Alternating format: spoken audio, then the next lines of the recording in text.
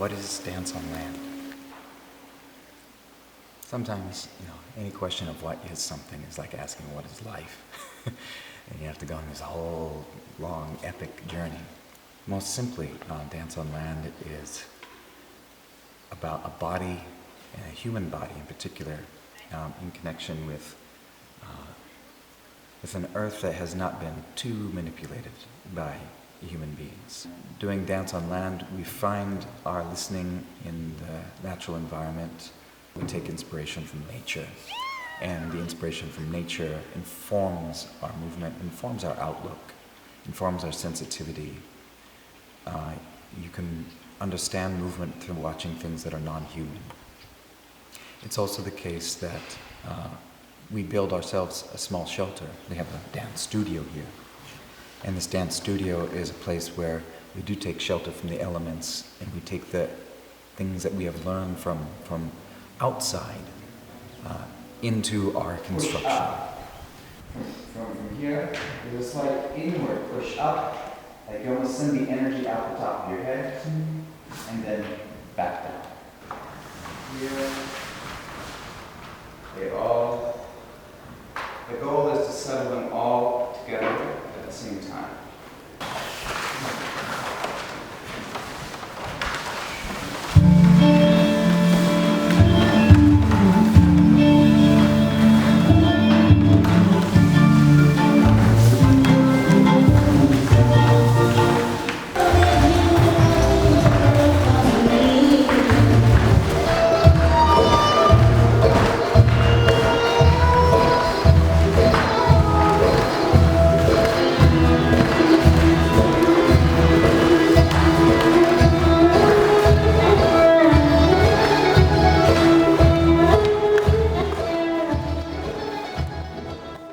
Qigong. I guess in some sort of broad brushstrokes, Qigong is an ancient practice, study, investigation, exploration of qi, life force, life energy. Sometimes I've heard it translated as the study and practice of the movement of energy. Something that we do here, or have done here at Dance on Land this year and last year. Every morning we begin with shaking.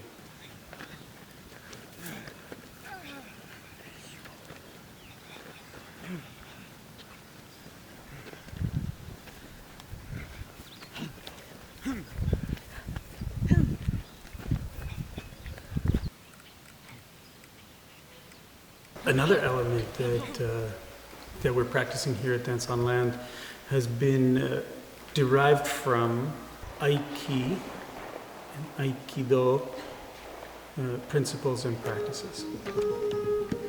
Out of those principles and practices, there are some fundamental explorations, again, perhaps is the best word, of the nature of connection. This year's Dance on Land was focusing on connection.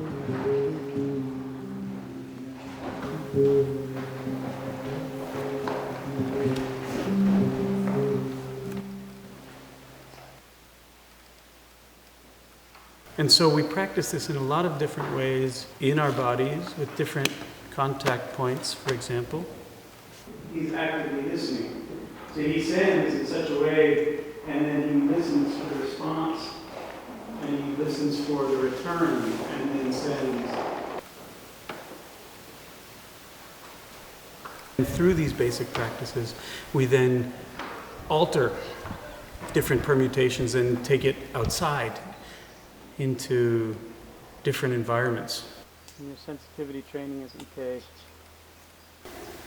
Learning how to stay connected, both of us. And then deriving inspiration from the landscape.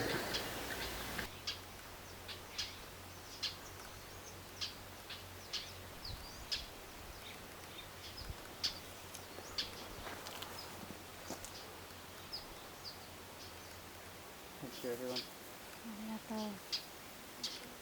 At Dance on Land, I was asked to lead the meditation in the mornings, and it ended up being a really grounding experience for me, since I'm new to dance, and even though there are a lot of connections with Inkboat in the way that we work, The places that we come from are similar, but the outcome is very different.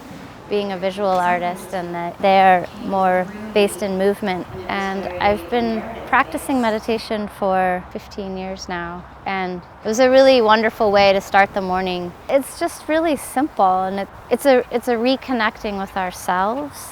To have a moment to just sit on the ground and remember that we will be dead one day, and this is the life that we have right now, without taking it into a thought, but just the ability to feel it in the body is actually quite challenging, as simple as it is. And it's essential, and also just simply part of a practice more than anything. I had the incredibly good fortune to get to work for several years with an amazing dancer named Min Tanaka. And he lives in Japan, and he has a farm. And he always insisted that he wasn't a teacher, which I understand philosophically, and yet he's the most important teacher I've ever had in my life.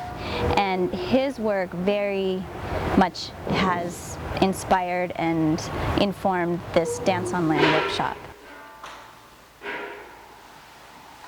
Many of the exercises were either taken directly from my teacher, Min Tanaka, or they were inspired by.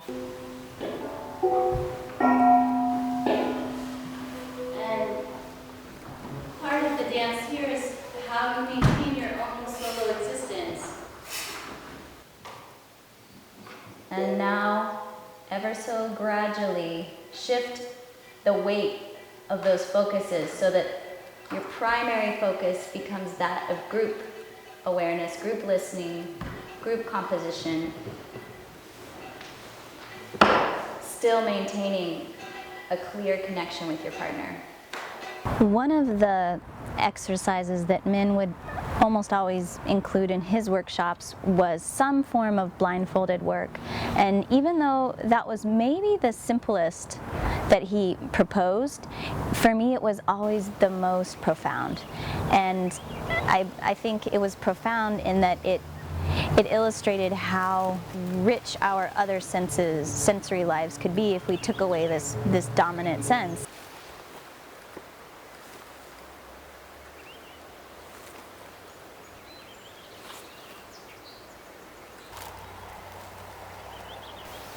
It feels like maybe the most essential starting point for this kind of research is the ability to listen and the ability to sense. So it feels like a lot of the exercises are about tuning our senses, tuning our skin to receive all of this information, all of this inspiration from the natural forces that surround us.